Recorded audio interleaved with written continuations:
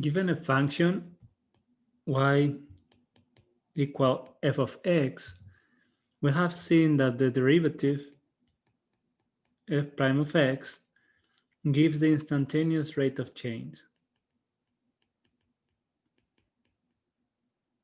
Instantaneous rate of change.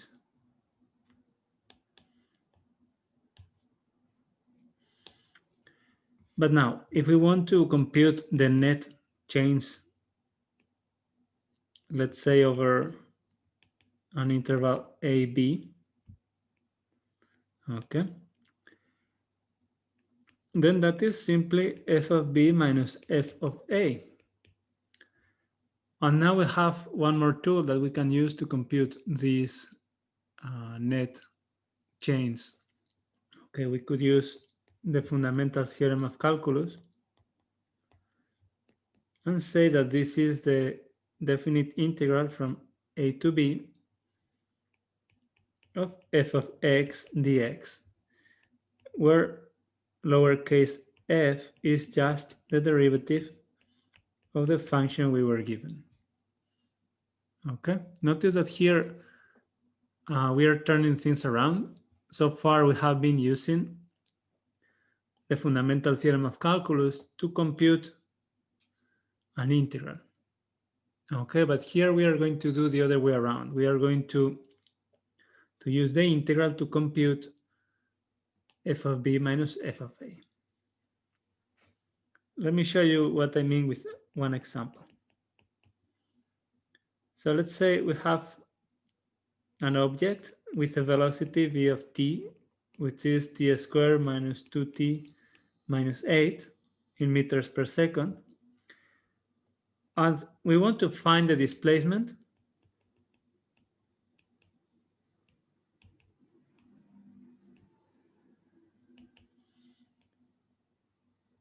from t equal -3 to t equal 6.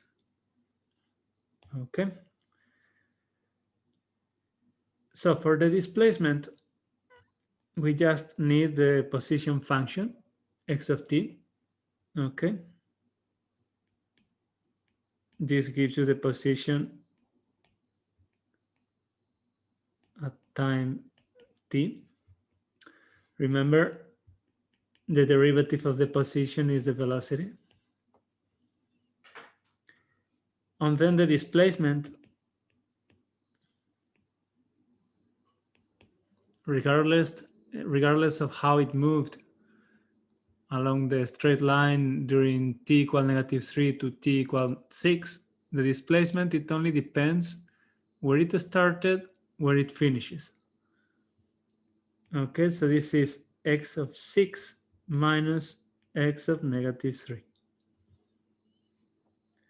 And then you see that here we have a difference of a function evaluated in 2 points. We can write that as the integral from -3 to 6 of x prime of t dt. But then x prime is v of t. And for that we have a formula. So we can write the integral from -3 to 6 of t squared minus 2t minus 8 dt. And here we are all set because we can just compute the definite integral. This is t to the power 3 divided by 3 minus t squared minus 8t between t equal -3 to t equal 6. And here we need to evaluate at 6. Minus 6 squared minus 8 times 6 minus -3 to the power 3 divided by 3 minus -3 squared minus 8 times -3. Okay, and we need to compute this, and whatever is the result, that is the total displacement. In this case, the result is negative 18. Of course, this would be meters. So this means that after these 9 seconds, from t equal negative 3 to 6, the particle ends up 18 meters to the left of where it started. Now, we may wonder, this is the displacement, we may wonder what happened during this time. Or in other words, what is the total distance traveled?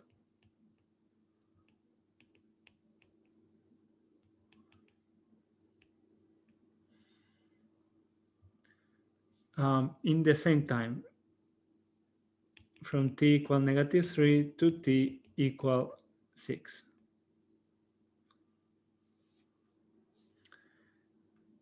Here, what we are saying, we are traveling along a line, but it can go back and forth. Okay, so it doesn't necessarily mean that the distance traveled is exactly equal to the displacement. Okay, so let's figure that out. Now,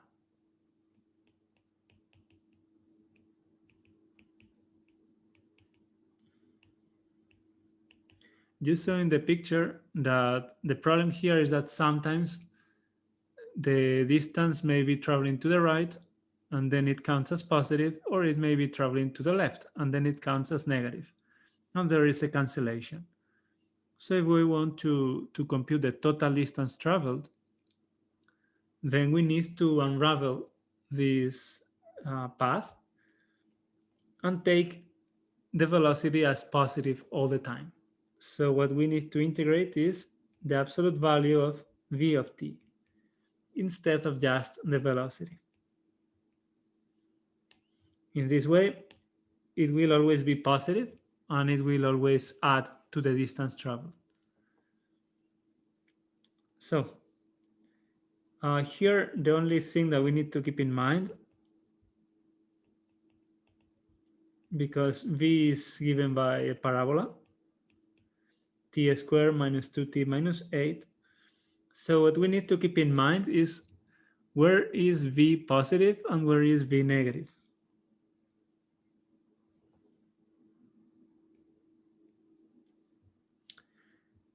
So v of t is equal to t plus 2 times t minus 4. So it has two roots.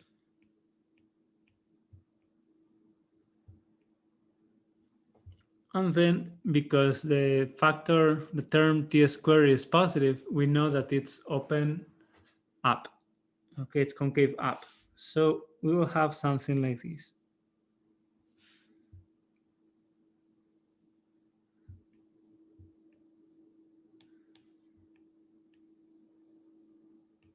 Okay. So if we want to take the absolute value, then we just need to look at this part, and this part stay the same because between the function is negative only between negative 2 and 4. Then between negative 2 and 4, we need to take minus the function.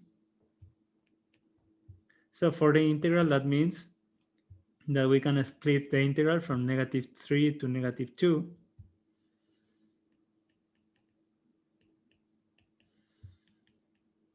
Negative 2 to 4.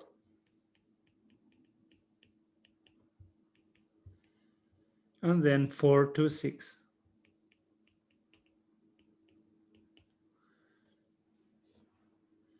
And then here, we need to write this carefully.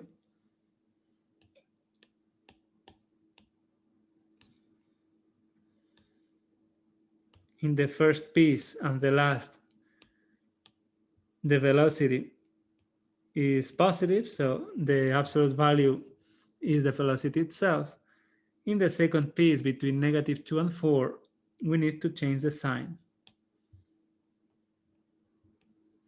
Okay, because the function is negative, so the absolute value is minus the function. And this is it. With this information, we can just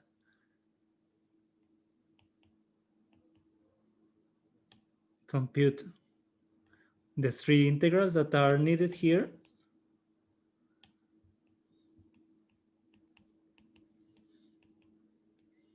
From -3 to -2, from -2 to 4,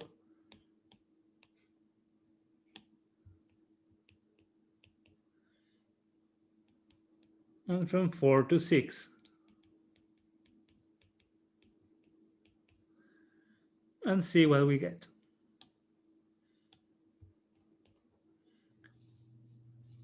This involves a bit of work, but I leave for you to do the details. The final result that we get is going to be 10/3 plus 36 plus 44 divided by 3, which is 10 plus 3 times 36 plus 44 divided by 3. Here I just realized that I forgot this negative sign here. Okay, so we need to be careful and adjust this positive sign, make it a minus. Okay, like this is going to be fine. Here the final result is 162 divided by 3, which is 54 meters. So what this is saying is that along this path, there was a lot of back and forth because you can compare the total distance traveled is 54 meters and the net displacement was only 18.